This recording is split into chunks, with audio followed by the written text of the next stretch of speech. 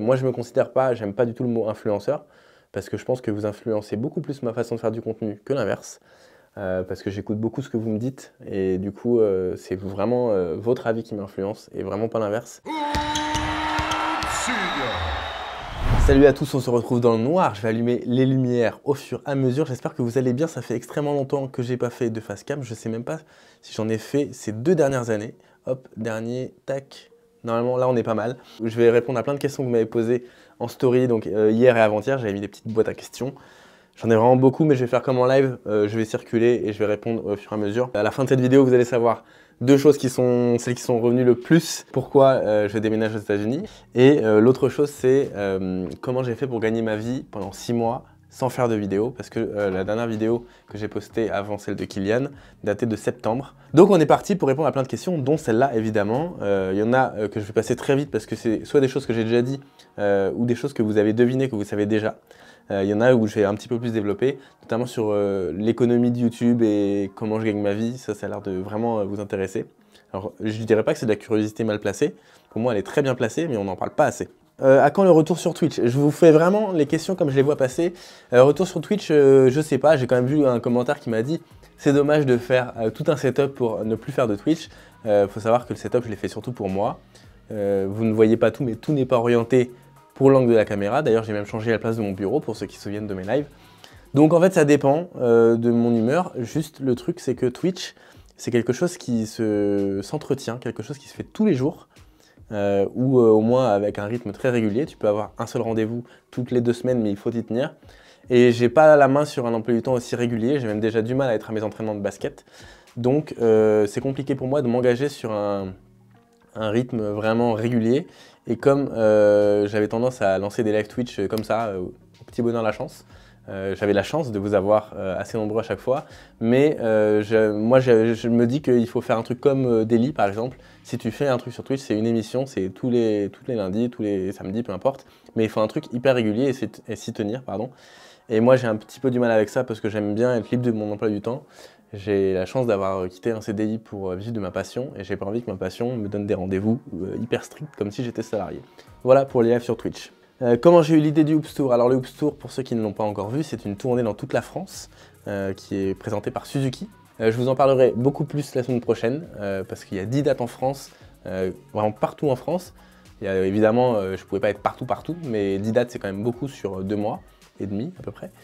Donc je vous en parle beaucoup plus en détail la semaine prochaine, mais sachez que pour ceux qui n'ont pas Instagram, il y a une tournée de prévue qui commence le 23 avril à Rouen, qui se termine le 2 juillet à Castres. Est-ce que j'ai d'autres tatouages de prévus? Non, il faut savoir que le tatouage que j'ai sur la jambe, c'est quelque chose que j'ai anticipé pendant 3 ans.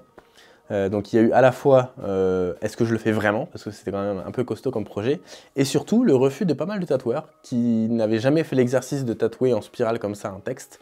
Et donc personne, enfin très peu de gens ont été chauds pour se lancer, ou ceux qui étaient chauds c'était juste pour l'appât du gain de ah bah je vais me faire de l'argent donc je vais accepter, et je le sentais donc je l'ai pas fait. Et il y a Lucas qui a accepté le challenge. On a passé plus de 14 heures juste à tester avec des bandelettes d'encre, voir si ça allait passer. Et après on a passé 35 heures à le faire. Donc le prochain tatouage, je ne sais pas encore ce que ce sera, mais il faut le temps de la réflexion. Si vous voulez un petit conseil sur vos tatouages, 2 conseils même. Le premier, pour savoir si vous avez vraiment envie d'un tatouage, parce qu'on n'a jamais besoin d'un tatouage, mais si vous avez envie d'un tatouage, le premier conseil, c'est que si vous avez une idée de tatouage, attendez 1 an, et si vous l'avez toujours 1 an après, c'est qu'elle est bonne. Si elle a disparu, c'est qu'elle n'était pas bonne, mais surtout ne le faites pas trop vite. Et le deuxième conseil, que j'ai pas respecté, mais que j'aurais aimé faire, essayez d'avoir une espèce d'unité dans tous vos tatouages, parce que parfois on va faire un tatouage à l'économie parce qu'il nous manque 200 balles pour faire de l'encre un peu plus, ou un style particulier. Économiser, un tatouage c'est quelque chose qu'on garde toute sa vie, et c'est dommage d'être à 200 € près sur un truc qui va s'étaler sur 80 ans. Donc réfléchissez bien, mettez vraiment de l'argent dans vos tatouages, faut pas aller à l'économie sur les tatouages, et essayez de réfléchir votre corps en entier, même si vous mettez 30 ans à le remplir comme vous le souhaiteriez.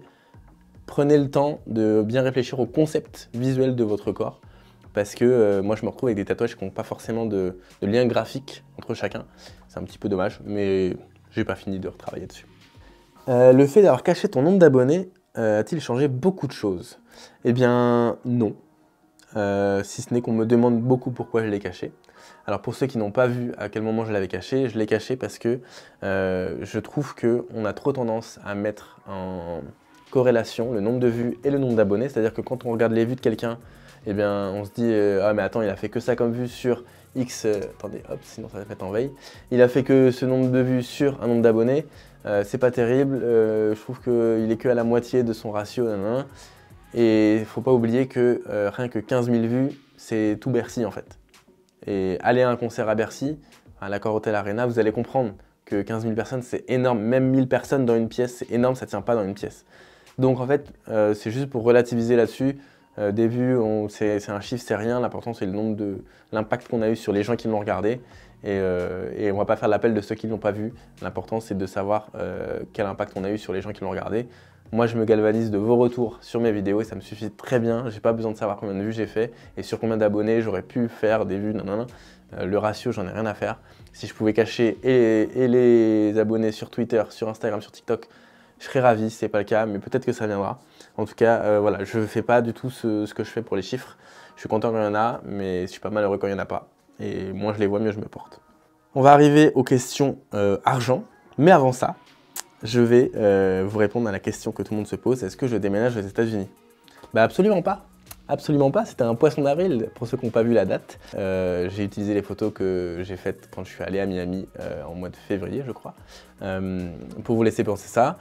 Il y en a plein qui m'ont dit « Ouais, non, c'est mort, c'était impossible d'y croire et tout. » Soyez pas si serein parce que ça aurait pu arriver.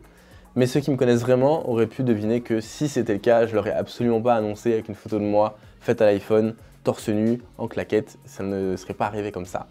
Donc évidemment, c'était un poisson d'avril, désolé à tous ceux qui y ont cru, merci pour vos encouragements quand même. Mais sachez que, je ne veux pas dire que c'est dans le coin de ma tête parce que pour avoir passé quasiment tout le mois de février là-bas, j'ai pas le truc de faut trop que je vive ici, parce qu'il y a encore plein de choses à faire en France et même en Europe. Mais ça aurait pu être possible puisque mon meilleur ami s'y est installé. Donc dans un monde parallèle où je rejoins sa boîte et on bosse ensemble, c'est pas si lointain que ça, donc why not. On va arriver à la question d'Enzo qui dit « Arrives-tu à vivre complètement de YouTube car il t'arrive d'être moins actif à des moments ?» Donc, il y a eu plusieurs fois la question, mais je vais vous répondre de manière globale à toutes ces questions-là. Parce que la question qui allait avec, c'est est-ce que tu as un métier à côté de YouTube et comment tu gagnes ta vie? Donc ça, j'avais déjà répondu, j'ai eu la chance de quitter mon CDI en 2019 maintenant, donc ça fait 3 ans. Ça va faire 3 ans le 19 mai d'ailleurs. Et en fait, j'ai pas que YouTube et surtout, YouTube ne rapporte rien en lui-même. C'est-à-dire que pour vous donner un ordre d'idée, je pense que j'ai fait sur les dernières vues que j'ai fait, on va dire que j'ai sorti les 3 vidéos, Kylian, la vidéo avec Vincent Poirier et la vidéo des anecdotes. Je pense qu'il y a 200 ou 300 000, non, ça doit faire 200 000 vues peut-être en tout, 180 ou 200. Et ça rapporte à peine 500 €. Donc ça, c'est 3 semaines de vidéo, donc c'est quasiment un mois. Même si vous rajoutez une vidéo qui cartonne, on est peut-être à 600 ou 700 €. 700 € par mois, on ne vit pas s'il y a les impôts, s'il y a tout ce qu'il y a à payer, et qu'il faut se faire une paye en plus parce que je suis en société, donc ça me coûte de l'argent de me sortir des sous. On ne vit pas avec 700 €, ça c'est impossible. Donc, en septembre, après la série Pimp My Courte, qui n'est pas terminée d'ailleurs, tout le monde ça fait partie des questions qui ont été énormément posées, c'est pourquoi on n'a pas vu le dernier épisode du Terrain d'Anna? Tout simplement parce que Sébastien, qui fait le design, s'était cassé le pied en septembre, qu'il a fallu plusieurs mois de rééducation, puis après il y a eu l'hiver, mais là ça va être normalement ce mois-ci. Donc la réponse c'est mes sous ne viennent pas que de YouTube, et surtout pas que des vues YouTube. Donc, pour vous expliquer le modèle économique de ma chaîne, mais de celle de beaucoup d'autres, vous avez YouTube, qui est l'endroit où on met les vidéos, et l'endroit où on a l'audience. Vous avez Instagram, qui est l'endroit où on met des vidéos, et l'endroit où on a l'audience. L'audience, et surtout l'engagement, donc vos likes, d'ailleurs je vous incite à liker cette vidéo, vous comprendrez ce que c'est que l'engagement. Votre engagement, donc que ce soit par des likes, ou des commentaires, ou des partages, ou des enregistrements de posts sur Instagram, ou des stories, eh bien ça fait partie de tout ce qui nous donne de la valeur auprès des marques. C'est-à-dire que moi je me considère pas, j'aime pas du tout le mot influenceur, parce que je pense que vous influencez beaucoup plus ma façon de faire du contenu que l'inverse, parce que j'écoute beaucoup ce que vous me dites, et du coup c'est vraiment votre avis qui m'influence, et vraiment pas l'inverse. Donc ça c'est une chose, mais par contre, quand j'ai des messages à vous faire passer, et surtout des messages d'une marque, ma valeur, c'est votre capacité à recevoir cette information. Et votre capacité à la recevoir, c'est l'engagement. Donc, ma valeur étant différente de YouTube et d'Instagram parce que je n'ai pas les mêmes audiences sur les deux, je gagne aussi de l'argent avec Instagram, mais ce n'est pas les mêmes sommes que sur YouTube. Mais ça, c'était avant que je commence à faire des Reels créatifs. Vous en avez sans doute vu, que ce soit quand je monte sur des ballons ou quand je le fais faire à des joueurs pros. Je me suis rendu compte que ce qui donnait aussi de la valeur plus à mon travail, qui ajoutait de la valeur à mon travail en plus de vous, c'était ma capacité à faire ce que les autres ne savaient pas faire, donc ces effets un peu créatifs. Alors il y en a plein aux États-Unis et partout qui savent le faire, mais en France, il n'y en a pas énormément qui font la même chose que moi. Et quand j'ai commencé à faire ça, j'ai eu des commandes de partout. C'est-à-dire qu'il y a des clubs, des marques. On est allé à Boston pour le faire avec Kylian. On m'a fait beaucoup de demandes de Reels comme ça, un peu avec des effets un peu malins. Qui reste, vraiment c'est ma passion, passer une semaine sur un effet. C'est un peu toqué comme truc, mais j'adore ça. Et vraiment, ça fait partie des choses qui me font le plus plaisir à produire. Et je me rends compte que du coup, ma valeur ajoutée sur ce type de contenu a une valeur. Et vous avez une valeur, et donc les deux ensemble, ça rejoint la valeur que j'avais juste en tant que créateur de contenu sur YouTube. Donc j'ai pas eu besoin de YouTube pendant 6 mois, je suis revenu pas parce que j'avais besoin, mais parce que j'en avais envie. Il y a plein de belles choses qui arrivent parce que quand je vais faire une tournée, forcément il y aura des vidéos, il y aura d'autres joueurs NBA, il y aura plein de choses. Je peux pas tout vous dire, mais parce que tout simplement c'est pas prêt. Mais quand ce sera prêt, vous le saurez. Voilà, il y a plein de choses qui arrivent, mais tout ça pour vous dire que l'argent ne vient pas que de YouTube. Je fais aussi plein de choses qu'on appelle en marque blanche, c'est-à-dire que c'est moi derrière la caméra, mais ça ne se voit pas de l'extérieur. Donc ça, c'est pour d'autres marques. Il y en a que vous connaissez, il y en a que vous ne connaissez pas, mais je ne ressens pas le besoin de vous dire pour quelle marque je travaille. L'important, c'est que les contenus plaisent. Donc ça, c'est cool. Et pareil, il y a une agence à Lyon qui a beaucoup de clients que j'aime bien, des clients différents dans le sport.